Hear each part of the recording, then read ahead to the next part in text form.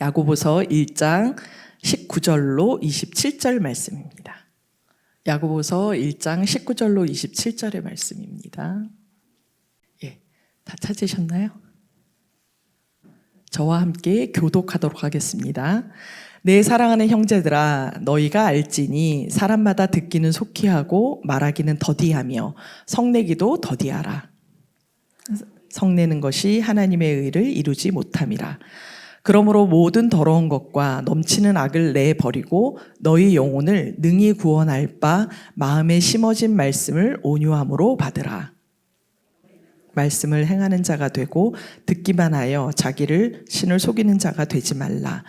누구든지 말씀을 듣고 행하지 아니하면 그는 거울로 자기의 생긴 얼굴을 보는 사람과 같아서 보고 가서 그 모습이 어떠했는지를 곧 잊어버리거니와 자유롭게 하는 온전한 율법을 들여다보고 있는 자는 듣고 잊어버리는 자가 아니요 실천하는 자니 이 사람은 그 행하는 일에 복을 받으리라. 스스로 경건하다 생각하며 자기 혀를 제갈 물리지 아니하고 자기 마음을 속이면 이 사람의 경건은 헛것이라. 함께 읽겠습니다. 하나님 아버지 앞에서 정결하고 더러움 없는 경건은 곧 고아와 과부를 그 환난 중에 돌보고 또 자기를 지켜 새 속에 물들지 아니하는 그것이니라. 아멘. 설교에는 여러 순서들이 있습니다. 그리고 여러 요소들도 있는데요. 그렇지만 전체적으로 딱 세 가지로 줄이자고 하면 찬양과 기도와 말씀으로 이루어져 있습니다. 그런데 이 세 개의 그 방향성을 한번 살펴보면요. 찬양은 저희가 하나님께 올려드리는 것입니다. 그러니까 저희에게로부터 하나님께로 가는 것입니다. 그리고 말씀은 하나님께로부터 저희에게로 오는 것입니다. 그러니까 어떻게 보면 조금 일방적인 것이라고 하면 기도는 하나님과 우리가 함께 대화하는 것입니다. 그래서 예배가 그렇게 이루어져 있는데 저는 항상 느낄 때마다 참 신기한 것은 찬양은 분명히 저희가 하나님을 올려드리는 거잖아요. 그러면 하나님께 찬양을 드린다는 것은 하나님을 칭찬해 드리는 겁니다. 하나님 정말 멋지십니다. 정말 대단하십니다. 우리 가운데 행하시는 일들 저희가 기억합니다 하고 하나님을 칭찬해 드리고 하나님께 올려드리는 건데요. 이상하게 찬양을 하고 나면 저희가 힘을 얻어요. 칭찬을 받으면 칭찬을 받는 사람이 힘을 얻어야 되는 거잖아요. 격려를 받고. 그런데 찬양을 하면 이상하게 하나님이 격려 받으시는지 저희가 마음이 기뻐져요. 왜 그럴까요? 왜냐하면 그 칭찬해드린 하나님을 통해서 하나님을 하나님의 자리로 저희가 올려드리기 때문에 저희가 기뻐요. 그게 무슨 말이냐면 세상 가운데 내 생각대로 살다 보면 내 생각대로 행동하니까 내가 마치 주인인 것처럼 저희가 산다는 거예요. 그런데 찬양을 하다 보면 내 삶의 주인은 하나님이시구나. 하나님은 창조주시구나. 그러면서 하나님이 어떤 분이신가를 알게 되고 그 하나님을 칭찬해 드리다 보면 내 짐이 가벼워지는 거예요. 내가 피조물이구나. 그러니까 내가 주인의 자리에 있다가 피조물의 자리로 다시 내려오니까 내가 오히려 기뻐지는 것입니다. 그래서 우리의 예배 때 우리가 왜 예배를 통해서 우리가 회복이 되냐면 우리가 정말 우리가 있어야 될 자리에 있게 되기 때문에 우리가 회복이 되는 거예요. 내가 내 삶의 주인인 것처럼 내가 모든 것을 다 책임져야 되는 것처럼 살아가면 우리의 몸과 마음이 너무나도 힘이 듭니다. 그런데 기도를 통해서 하나님 앞에 나의 모든 짐들을 올려드리고 또 찬양을 통해서 하나님을 하나님의 자리에 올려드리면 그러면 나는 하나님께서 다스리시는 그리고 하나님께서 창조하시고 하나님께서 사랑하시는 사랑받는 자의 자리로 그리고 주인이 아니라 자녀의 자리로 되찾아가기 때문에 우리의 마음이 기뻐지는 것입니다. 그리고 그 기쁨을 바탕으로 해서 하나님의 말씀을 들으면 하나님의 말씀을 듣고 나서 내가 그것을 행할 수 있는 힘이 생기는 겁니다. 그래서 예배 가운데 하나님께 올려드리고 하나님께로부터 말씀을 듣고 하나님과 대화하는 기도 그것을 통해서 그 전체를 통해서 하나님의 하나님 되심을 인정하고 나면 그것이 바로 하나님의 나라라는 것입니다. 그래서 하나님께서 내 삶을 통치하시고 내 삶에 간섭하시고 내 삶에 역사하시기를 내가 내 자리를 내어드리는 것, 그것이 예배라는 것입니다. 오늘은 그 세 가지 가운데 말씀에 대해서 저희가 좀 살펴보려고 합니다. 이번 저희가 3월 한 달 동안 수요여성 예배의 주제가 바로 말씀입니다. 우리가 어떻게 말씀 앞에서 어떤 마음과 어떤 자세로 서야 하는지, 그리고 말씀을 들은 우리는 어떻게 살아가야 되는지, 그것을 함께 살펴보려고 합니다. 그러면 이제 오늘 우리 본문 말씀을 함께 살펴보도록 하겠습니다. 19절 말씀입니다. 19절 말씀 함께 읽겠습니다. 시작. 내 사랑하는 형제들아, 너희가 알지니 사람마다 듣기는 속히 하고 말하기는 더디하며 성내기도 더디하라. 사랑하는 형제들아 불렀습니다. 여기 다 여성들만 모이는데 형제들만 이 말씀 들어야 되나요? 아니죠. 하나님 안에서 우리 한 형제된, 한 가족된 그 이야기입니다. 그래서 야고보 사도가 이 말씀을 썼지만 그 야고보와 함께 더불어서 말씀을 들어야 되는 사람도 너희는 나의 가족이다. 하나님 안에서 우리는 하나님의 자녀다라고 이야기를 하는 것입니다. 그런데 어떤 자녀예요? 사랑하는. 하나님께서 사랑하시고 야고보 사도가 사랑하는, 그리고 서로 사랑하는 우리라는 것입니다. 그런데 우리가 그 말씀에서 어떻게 해야 되냐면 너희가 알지니 그렇게 얘기하고 있습니다. 알지니 그것은 무엇이냐면 너희가 반드시 알아야 된다라고 말씀하시는 겁니다. 그러니까 사랑하는 우리 가족된 우리 모두가 알아야 될 것이 하나가 있습니다라고 이야기를 시작을 하는 것입니다. 근데 뭐라고 얘기하시냐면 세 가지를 당부하시는 거예요. 시작. 듣기는 속히 하고 말하기는 더디하며 성내기도 더디하라. 제가 시작해놓고는 알려주지도 않고 뭘 시작을 했는지 저만 알고 있었네요. 네, 세 가지를 당부하시는 거예요. 사람마다, 그러니까 누구든지, 그러니까 하나도 예외가 없다는 것입니다. 그러니까 여기 오늘 하나님께서 불러주신 우리들 모두가 이 말씀을 지켜야 되는데, 첫 번째로는 듣기를 어떻게 하라고요? 속히 하라고 하십니다. 그리고 두 번째는 말하기는 더디하라. 성내기도 더디하라. 근데 듣기를 속히 하라고 그러는데, 듣기를 속히 하려면 말한 사람이 빨리 해야 속히 하는 거 아니에요? 듣기를 속히 하라는 말의 뜻은 뭘까요? 빨리, 천천히, 이런 것들은 다 형용사입니다. 그러니까 상태를 얘기하는데 사실은 형용사는 비교예요. 제가 키가 큰가요? 작은가요? 골리앗에 비하면 작아요. 그죠? 근데 저보다 작은 아이에 비하면 어떤가요? 커요. 그러니까 형용사는 어떻게 딱 절대적인 기준이 있는 게 아니라요. 비교해서 보는 거예요. 그러니까 그렇게 보면 듣기는 속히 하라는 말은 말한 사람이 빨리 해서 내가 빨리 들어야 되겠다, 그게 아니라요. 말하기보다는 듣기를 더 해라, 그 소리입니다. 이해가 되시나요? 그러니까 여기에 보니까 말하기를 더디하라고 했으니까 내가 빨리 말해야지. 제가 사실 굉장히 이거로 고백을 할까 말까 고민을 했는데요. 제가 굉장히 나쁜 습관이 하나가 있어요. 뭐냐면 말하기를 너무 좋아해요. 그래서 어떻게 하냐면 다른 사람이 말하기를 다 끝내기도 전에 중간에 탁탁 자르고 말을 해요. 근데 저는 그런 줄을 제가 몰랐어요. 그런데 어느 날 어떤 분이 저한테 그 얘기를 하시더라고요. 그리고 나서 이제 제가 좀 신경을 쓰면서 들어봤더니 제가 정말 남이 말하는 걸 늘 끊고 말을 하더라고요. 그걸 알게 된 지가 한 10년 됐는데요. 지금도 누군가 얘기를 하면 말하고 싶어서 아주 근질근질해서 죽을 것 같습니다. 그래서 오늘 이 말씀을 들으면서 진짜 그래. 듣기는 좀 그러니까 듣기를 더 하고 말하기 좀 덜 해야지. 그렇게 하고 제가 다짐을 하고 왔습니다. 말씀을 제일 먼저 보는 건 저잖아요. 저부터 말씀을 들었습니다. 그리고 보니까 성내기도 더디하라는 것입니다.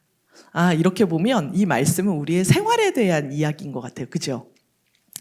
우리가 생활을 할 때 뭔가를 듣는 거는 빨리 하고 말하는 건 좀 천천히, 그리고 나중에 해도 되고, 성내는 것은 먼저 하는 것이 아니라 나중에 해도 된다. 그 말씀을 하고 계시는 것 같습니다. 우리 생활에 대한 것 같습니다. 자, 20절 말씀 함께 보겠습니다. 시작. 사람이 성내는 것이 하나님의 의를 이루지 못함이라. 아까 듣기에 대해서 말하기에 대해서 성내는 것에 대해서 세 가지를 말씀을 하셨는데 그 다음 말씀에 또 성내는 것에 대해서 한 번 더 말씀하고 계세요. 그 말씀은 뭐냐면 그 세 가지 중에서 더 당부할 것이 이것이라는 겁니다. 너희 가운데서는 듣기를 속히하고 말하는 사람을 더디하는 사람도 있을지 모르겠는데 성내는 것을 더디하는 것은 우리가 다 안 되는 것 같아. 그러니까 한 번 더 생각해 보자라고 하시면서 이 말씀을 주신 것 같아요. 자, 어떠세요? 저는 성 잘 안 냅니다 하시는 분 계세요? 그런 분들 계시더라고요. 정말 성을 거의 안 내시는 분들 계시더라고요. 그런데 오늘 말씀해 보니까 사람이 성을 내는 것이 하나님의 의를 이루지 못한다고 해요. 하나님의 의를 이루지 못한대요. 하나님의 의를? 이게 무슨 말인가 싶어서 제가 성경을 다른 데로 한번 찾아봤습니다. 하나님께서 성내는 것에 대해서 말씀하시는 걸 한번 찾아봤는데요. 시편 37편 8절에 보니까 분을 그치고 노를 버리며 불평하지 말라. 오히려 악을 만들 뿐이라. 그러니까 분내는 것, 노하는 것, 그러면 거기에 불평이 따라온다는 겁니다. 그러면 그것이 곧 악이 된다는 거예요. 그러니까 죄가 되니까 분내는 것이 곧 죄로 이어지니까 하나님의 의는 이루지 못하는 거죠. 하나님의 의랑 함께 생각하셔야 되는 것은 죄라는 단어하고 함께 생각하시면 좋습니다. 그래서 하나님의 의를 이룬다고 하는 것은 너희가 먼저 그의 나라와 그의 의를 구하라 라고 할 때는 그 의를 어떻게 의를 구하는 걸까 라고 생각하실 때 죄를 멀리 하시는 것이 의를 이루는 일입니다. 그러니까 그렇게 이해하시면 돼요. 그러니까 하나님의 나라를 생각해라 라고 하는 것은 우리 안에 하나님의 통치를, 말씀으로 인해서 통치를 받는 것이고 하나님의 의를 생각하라고 하는 것은 우리가 죄로부터 멀리 떨어지는 생활인 것입니다.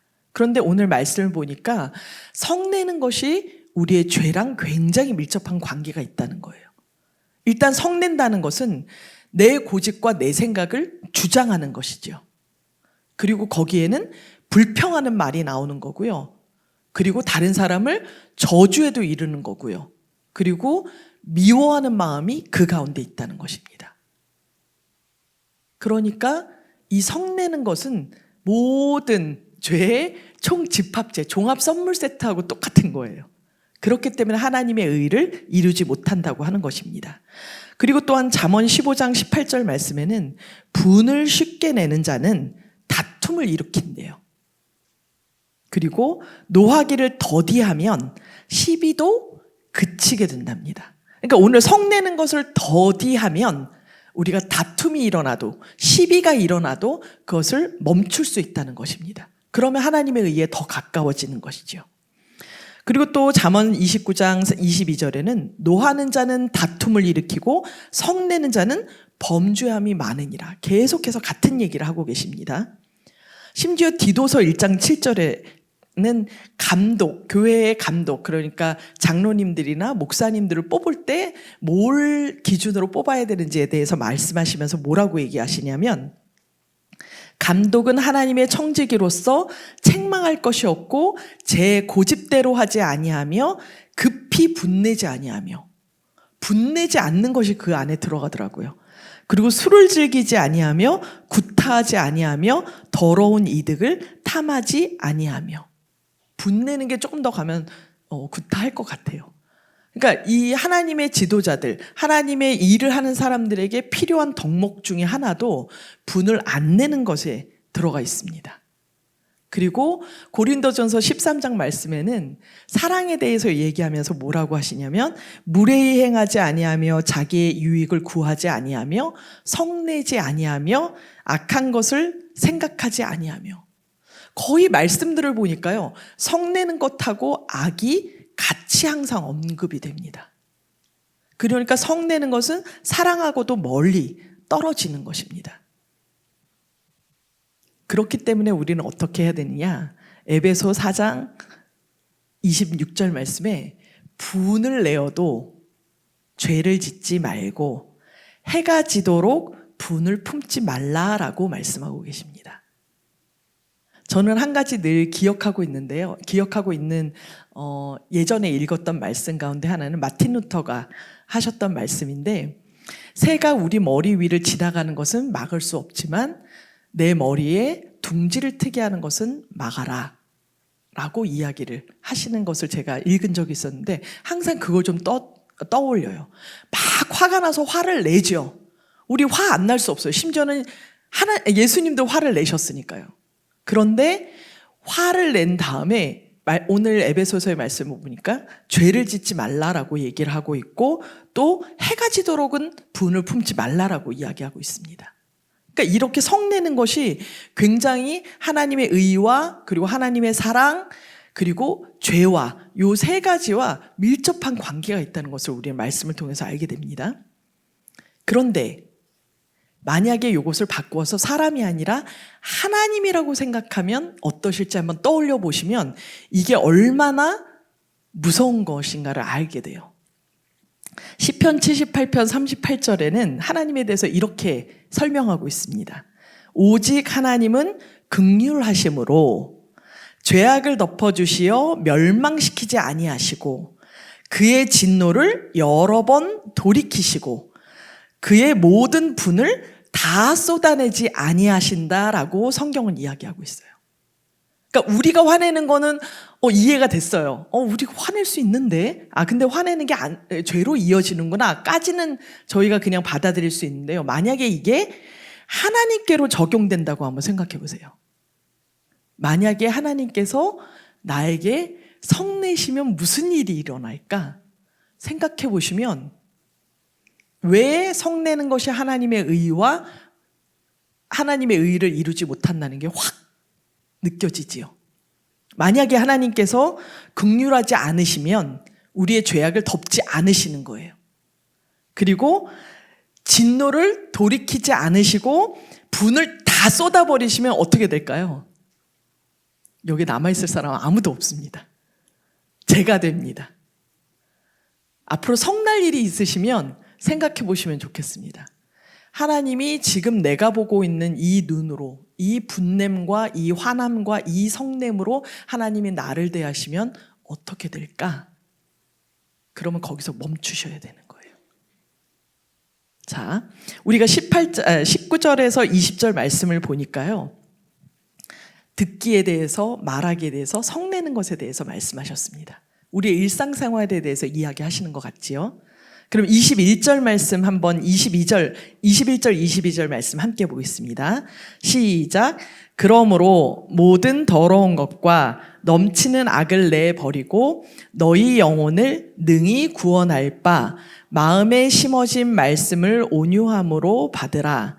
너희는 말씀을 행하는 자가 되고 듣기만 하여 자신을 속이는 자가 되지 말라. 아멘. 오늘 21절 말씀에 보니까 맨 처음에 그러므로라고 되어 있습니다. 그러므로는 뭐냐면 이러이러하다, 그렇기 때문에 이렇게 해야 된다라고 하는 거예요. 너희는 듣기는 속회하고 말하기는 더디하고 성내기도 더디해야 되는데 그렇기 때문에 우리가 해야 될 것은 그러면 뭐냐? 그럼 이거는 이렇게 한다 하고 이렇게 해야 된다라고 하는 요 두 개가 연관이 있다는 것입니다. 그러니까 이것과 이것이 다른 것이 아니라 이 두 개가 밀접하게 연관되어 있다는 것입니다. 아까는 분명히 듣기, 말하기, 성내기가 우리의 생활에 대한 것인 줄 알았는데 지금 보니까 말씀하고 관련이 있는 거예요. 방금 읽었던 21절 말씀을 다시 한번 보여주시면 거기에 동사가 있죠. 동작해야 되는 것이 두 가지가 있습니다. 뭔가요? 하나는 내버리고 두 번째는 받고. 그런데 뭐는 내버리라고 하시나요? 더러운 것, 첫 번째 더러운 것, 두 번째 넘치는 악. 그것은 내버리라는 것입니다. 그런데 그 바로 앞에 말과 연관해 보면 곧 성내는 것, 성내기까지 이루어지는 모든 것들, 아까 말씀드렸죠. 미움이나 그런 것들, 사랑하지 않는 모든 것들을, 그런 것들이 곧 더럽고 넘치는 악이라는 것입니다. 그것들은 내버리고 우리가 해야 되는 것은 받아야 된다는 거예요. 근데 뭘 받아야 됩니까? 뭐를 받아야 됩니까? 말씀을 받으라는 거예요. 그런데 그 다음 22절 말씀에 보면 너희는 말씀을 행하는 자가 되고 듣기만 해서 자신을 속이는 자가 되지 말라라고 얘기하시거든요. 그러니까 말씀은 행하는 것이지 듣는 것이 아니다라는 거예요. 그럼 21절 말씀을 다시 보면 말씀을 받으라라고 얘기하고 계세요. 말씀을 들으라라고 얘기하시는 것이 아니라 말씀을 받으라라고 얘기하시는 거예요. 받으면 어떻게 돼요? 그 이제 내 거가 돼야 되는 거예요. 그래서 말씀을 받아야 되는데 어떤 말씀이냐면 그 앞에 보니까 마음에 심어진 말씀. 그러니까 이미 예수님을 통해서 그리고 사도들을 통해서 들은 그 말씀을 받아야 된다는 겁니다. 그런데 그 말씀이 곧 어떤 것이냐면 그 앞에 또 그것을 설명하지요. 어떤 말씀이냐면 너희 영혼을 능히 구원하는 말씀이라는 겁니다. 성경을 읽으실 때도 국어가 되게 필요해요.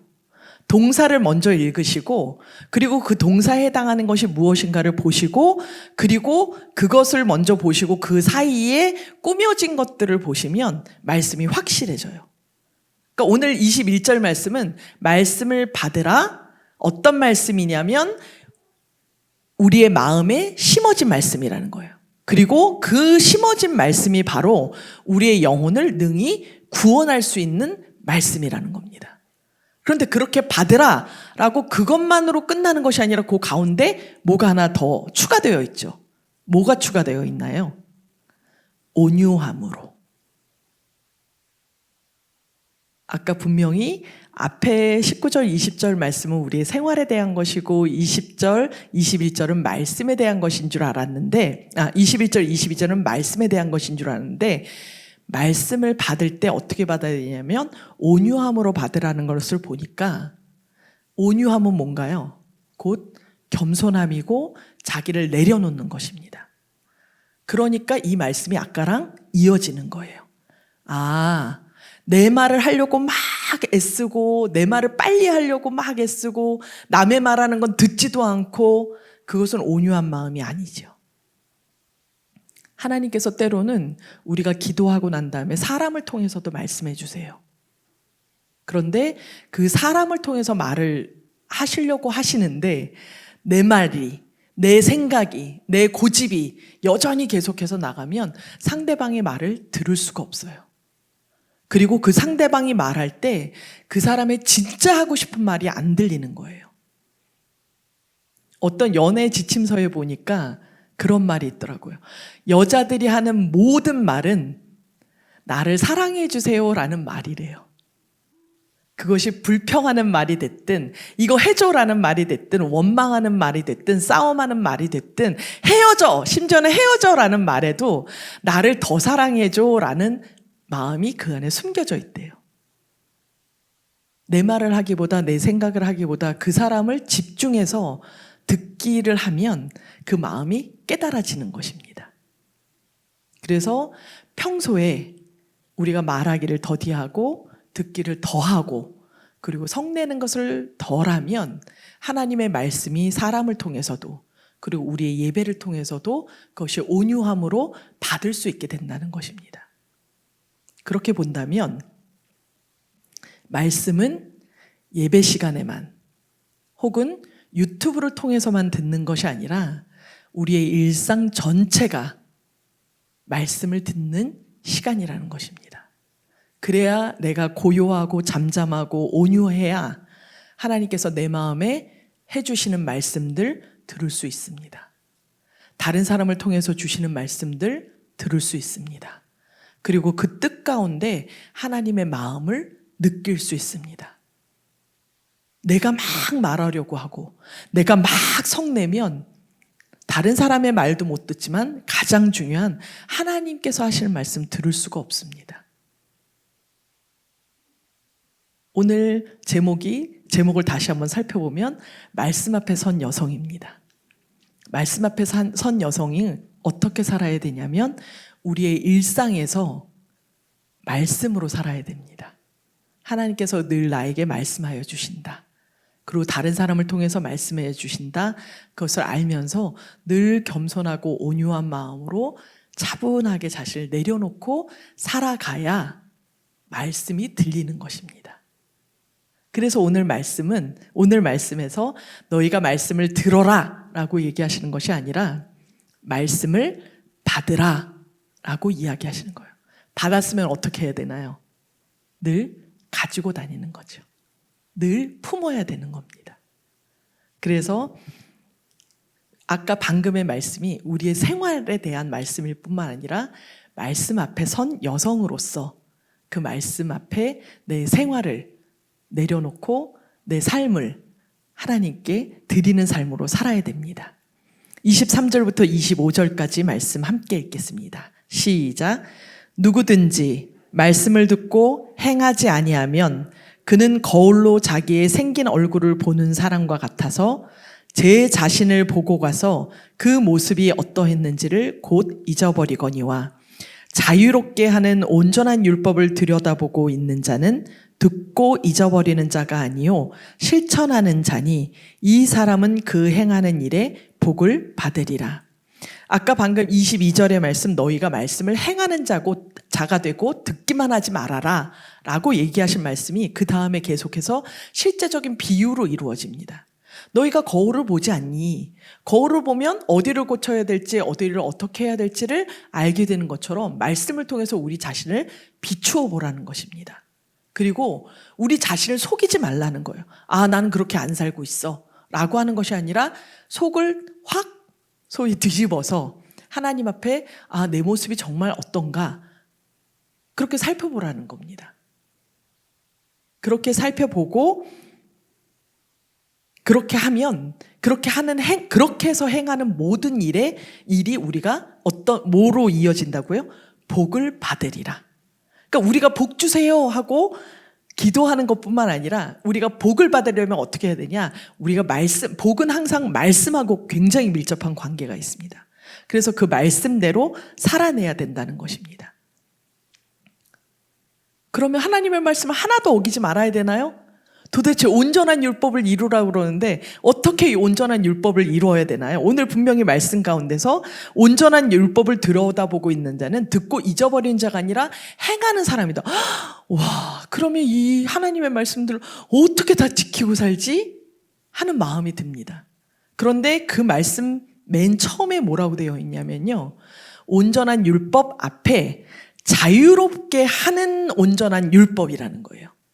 그러니까 그냥 율법이 아니라 온전한 율법인데 그 온전한 율법은 뭐냐? 율법이 온전해지면 우리를 자유롭게 한다는 것입니다. 율법이 나를 얽매이는 것 같은데 왜 나를 자유롭게 하지? 한번 보십시오. 마태복음 5장 17절에서 18절 말씀은 예수님께서 하신 말씀입니다. 내가 율법이나 선지자를 폐하러 온 줄로 생각하지 말라. 폐하러 온 것이 아니요 완전하게 하려 함이라. 그러니까 예수님께서는 율법을 완전하게 하려고 오셨다는 것입니다. 그러면서 진실로 너희에게 이르노니 천지가 없어지기 전에는 율법의 1.1획도 결코 없어지지 아니하고 다 이루리라 말씀해 주셨습니다. 예수님이 오셔서 우리를 자유롭게 하시는데 온전한 율법으로 자유롭게 하신다는 것입니다. 근데 이 말씀이 마태복음 5장에 있는 거예요. 그러니까 5장, 6장, 7장 까지 산상보훈을 통해서 율법이 진짜 어떤 의미를 가지고 있는지 그것에 대해서 설명하신 것입니다. 그리고 나서 로마서 13장 8절에서 10절 말씀에 보면 온전한 율법이 무엇인지에 대해서 확실하게 분명하게 설명해 주고 계세요. 제가 읽어보겠습니다. 피차 사랑의 빛 외에는 아무에게든지 아무 빚도 지지 말라. 남을 사랑하는 자는 율법을 다 이루었느니라. 율법을 여러 가지 생각할 땐 너무 복잡하고 많은 것 같았는데 오늘 말씀에 딱 보니까 사랑이 곧 율법이라는 것입니다. 산상보훈에 보면 5장, 6장, 7장 이야기하는 것이 결국은 다 사랑에 대한 이야기를 하는 거예요. 무엇하지 말라 하는 것은 적극적으로 사랑하면 다 해결되는 문제입니다. 그래서 방금 읽었던 로마서 13장의 말씀의 9절 말씀에는 8절 말씀을 읽었는데 9절 말씀 바로 이어 나오는 말씀에는 간음하지 말라, 살인하지 말라, 도둑질하지 말라, 탐내지 말라 한 것과 그 외에 다른 계명이 있을지라도 내 이웃을 내 자신과 같이 사랑하라 하신 그 말씀 가운데 다 들어있느니라. 그러니까 십계명의 그 모든 말씀들이 사랑이라는 것, 내 이웃을 내 자신과 같이 사랑하라는 말씀하고 똑같다는 말씀이에요. 그러면서 10절에 사랑은 이웃에게 악을 행하지 아니하나니 그러므로 사랑은 율법의 완성이니라 라고 얘기하고 계십니다. 율법을 하나하나 지키려면 너무 복잡하고 그걸 다 외울 수도 없습니다. 그러나 사랑하면 완성됩니다. 생각해 보십시오. 내가 정말 내 이웃을 내 몸과 같이 사랑하면 간음할 수 있습니까? 없죠. 내 부인을, 내 남편을 마음 아프게 하는 일인데요. 할 수 없습니다. 도둑질하는 것 할 수 없습니다. 탐내지 않는 것 할 수 없습니다. 탐내는 것 할 수 없습니다. 살인하는 것 사랑하는데 어떻게 살인합니까? 마찬가지로 그 앞의 계명들도 하나님을 사랑하는데 어떻게 하나님 외에 다른 신을 두고 우상을 만들고 하나님의 이름을 더럽히고 안식일을 어기고 부모를 사랑하지 않을 수 있겠습니까? 그래서 우리를 자유롭게 하는, 우리를 사랑함으로써 내가 자유로워지고 사랑받음으로써 자유로워지는 그것이 바로 오늘 말씀에서 말씀하시는 율법이라는 것입니다. 그렇기 때문에 26절에 누구든지 스스로 경건하다 생각하며 자기 혀를 재갈 물리지 아니하고 자기 마음을 속이면 이 사람의 경건은 헛것이라. 다시 말에 대한 이야기, 19절의 이야기가 다시 나오는 것입니다. 그래서 이게 한 묶음의 말씀이에요. 서로 다 다른 말인 줄 알았는데 다 같은 말씀이라는 것입니다. 내가 사랑함으로써 하는 말, 사랑하지 않게 하는 말에는 재갈 물리고 내가 사랑의 말들을 하는 것이 참 사랑이고 하나님의 율법이고 그것이 곧 경건이고 그것이 곧 믿음이라는 것입니다. 그래서 27절 말씀입니다. 하나님 아버지 앞에서 정결하고 더러움이 없는 경건, 즉 순수한 경건은 고아와 과부를 그 환난 중에 돌보는 것이라고 합니다. 고아와 과부는 나에게 그 사랑을 다시 돌려줄 힘이 없는 사람들입니다. 순수한 사랑이라는 거죠. 그러니까 받을 생각을 하면서 사랑을 주는 것이 아니라 받지 못한다 할지라도, 그것에 대해서 외면당한다 할지라도, 그것에 배신당한다 할지라도 사랑하는 것, 그것이 참된 경건이라는 것입니다.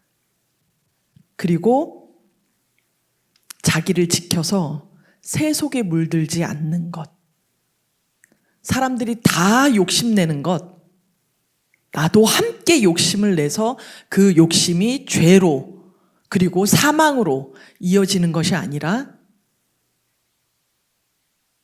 내 자신을 하나님 앞에서 비추어 보고 그리고 다시 한번 나 자신을 돌이켜보며 그리고 욕심을 따라서 행하는 것이 아니라 하나님의 말씀을 따라서 행하기로 다짐하는 그것이 바로 경건이라는 것입니다. 하나님의 말씀 앞에 서기 위하여서 매일매일의 삶을 하나님 앞에서 살아내시기를 바랍니다. 말씀을 듣는 이 시간뿐만 아니라 우리의 전 생애가, 우리의 모든 순간순간이 하나님의 말씀 앞에 서기를 함께 소망합니다. 기도하도록 하겠습니다.